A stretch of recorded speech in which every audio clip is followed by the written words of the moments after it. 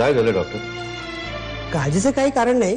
काल रात्री खूप दारू प्यायल्यानं शुद्ध हरपले. उलट्या करून करून पूर्ण पोट रिकामं झालं. दारूची नशा आणि अशक्तपणा या दोन्हीमुळं गाढ झोप लागली. जाग आली तरी शक्ती नसल्यानं त्याला उठता आलं नसावं. मी इंजेक्शन दिलंय त्याला. आराम मिळू दे, उठवू नका त्याला. Thank you doctor, thank you very much. आयत्या वेळी येऊन तुम्ही मदत केलीत. It's my duty. त्यांना बाहेरपर्यंत घेऊन चल. थँक्यू. येतो.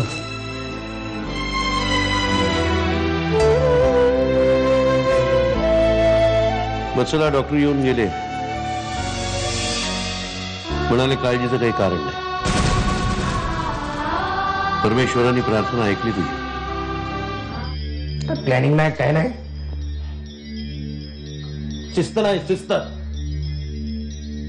तू तू तू काय करतो काय रे? तू तुला सांगितलं लक्ष ठेवायला. पुन्हा पुन्हा सगळी टीम परत नव्याने बांधायला लागणार. भाऊ 7 जणी पूर्ण नाहीयेत, कशी बांधायची टीम? आता या क्षणाला मला एवढंच कळतंय की आपल्या टीम मध्ये ज्या 7 प्लेयर आहेत त्या 7च्या 7 तगड्या पाहिजे. त्या 7च काय, त्या बसणाऱ्या 5 एक्स्ट्रा, त्या 5ही तगड्या पाहिजे.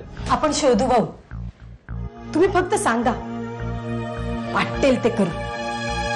काही करून ही स्पर्धा आपण जिंकायचीच. कोणाचा? कोणाचं नाही, मी कट करते. एक हॅलो, हा कोण आहेस? कोण रे तू? मी पंटर. आणि कायला फोन करतोयस?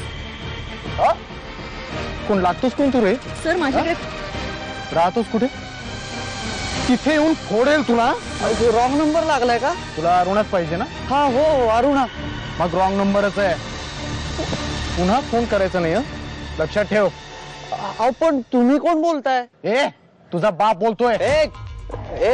कोण आहे? बेटा, तुला काही झालं असतं तर मी स्वतःला माफ करू शकलो नसतो. पण तुमची काय चूक पप्पा? अरे बेटा, चूक माझीच. माझं सिलेक्शन व्हावं म्हणून तर तुम्ही हे सगळं केलं ना. तेच तर चुकलं माझं. खरं तर तुला इनामदारांच्या वशिल्याची काहीही गरज नव्हती. त्याच्या घाणेरड्या राजकारणाचा बळी गेलास तू. जाऊ द्या ना पप्पा. आणि तशी काय शेवटची संधी नव्हती ना. तुझ्यासाठी नाही, पण इनामदारांसाठी मात्र ही शेवटची संधी होती. तो सिलेक्शन होणार, कसं करायचं, काय करायचं ते मी पाहतो. फक्त तुम्हाला एक प्रॉमिस दे, पुन्हा हे असलं काही करणार नाहीस तू. मी परत असं नाही करणार. गुड. ही पद्धत आहे कोणाशी बोलण्याची? मग तो फोन काय करतो तुला? मित्र आहे तो माझा. ए, तुला मित्र असलेले मला चालणार नाही. हे ठरवणारा तू कोण? उद्यापासून ऑफिसला यायची गरज नाही. घरीच बैस. बोल. अगं बोल. तू कोण ठरवणारा? बोल. आता माझ्यापेक्षा, माझ्या सेल्फ रिस्पेक्टपेक्षा